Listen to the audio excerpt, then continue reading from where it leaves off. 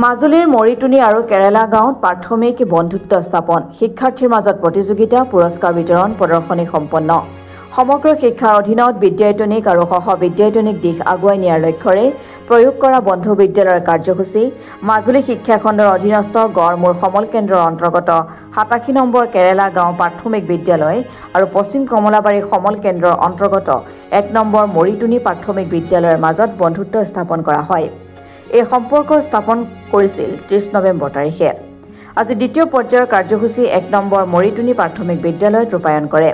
এই মহত্বপূৰ্ণ দিনজোৰা কাৰ্যসূচীৰ অংশ হিচাপে পুৱা 8:30 বজাত ১ নম্বৰ মৰিটুনি প্ৰাথমিক বিদ্যালয়ত ৮৭ নম্বৰ কেৰেলা গাঁও প্ৰাথমিক বিদ্যালয়ৰ ছাত্ৰ-ছাত্ৰী শিক্ষকসকল উপস্থিত থাকে। শিক্ষাৰ্থীসকল উপস্থিত হোৱাৰ লগে লগে ১ নম্বৰ মৰিটুনি প্ৰাথমিক বিদ্যালয়ৰ শিক্ষাৰ্থীসকলে ধূপ প্ৰদীপ প্ৰজ্বলন কৰি জাপানৰ মুখৰ পৰা আদৰি নিয়ে আৰু বিদ্যালয়ৰ চৌহদত উপস্থিত হয়। তাৰ লগে লগে দুয়োখন বিদ্যালয়ৰ ছাত্ৰ-ছাত্ৰী শিক্ষক মাতৃগোট একত্ৰিতভাৱে প্ৰাতঃ সভা অনুষ্ঠিত কৰে। ইয়াৰ পাছতে আৰম্ভ হোৱা পুৰস্কাৰ বিতৰণ সভাখনিৰ সভাপতিত্ব কৰে প্ৰধান শিক্ষক প্ৰবীণ গোস্বামীয়ে। সভাখনি শুভাৰম্ভ কৰে মৰিটুনি প্ৰাথমিক বিদ্যালয়ৰ ছাত্ৰ-ছাত্ৰীসকলৰ দ্বাৰা পৰিৱেশিত সমবেত সংগীতেৰে।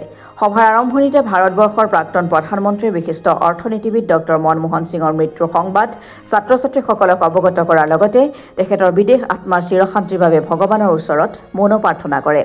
ইয়াৰ পাছতে সভাখনৰ উদ্দেশ্য ব্যাখ্যা কৰে মৰিটুনি প্ৰাথমিক বিদ্যালয়ৰ প্ৰধান শিক্ষক সুৰেশ বৰাই।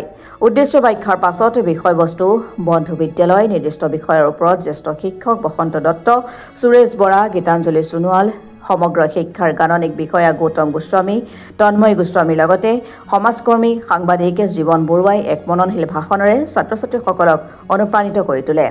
অনুষ্ঠানত যোৱা ৩০ নৱেম্বৰ তাৰিখে অনুষ্ঠিত হোৱা জ্যোতি সংগীত প্ৰতিযোগিতা, ভূপেন্দ্ৰ সংগীত প্ৰতিযোগিতা, প্ৰশ্নোত্তৰ, সৃষ্টিশীল নৃত্য প্ৰতিযোগিতা, একক অভিনয় প্ৰতিযোগিতাত স্থানপ্ৰাপকসকলৰ প্ৰমাণপত্ৰ, মেডেল আদি প্ৰদানৰ লগতে অংশগ্ৰহণকাৰী সকলোকে একোখনকৈ প্ৰেৰণা পত্ৰ প্ৰদান কৰে।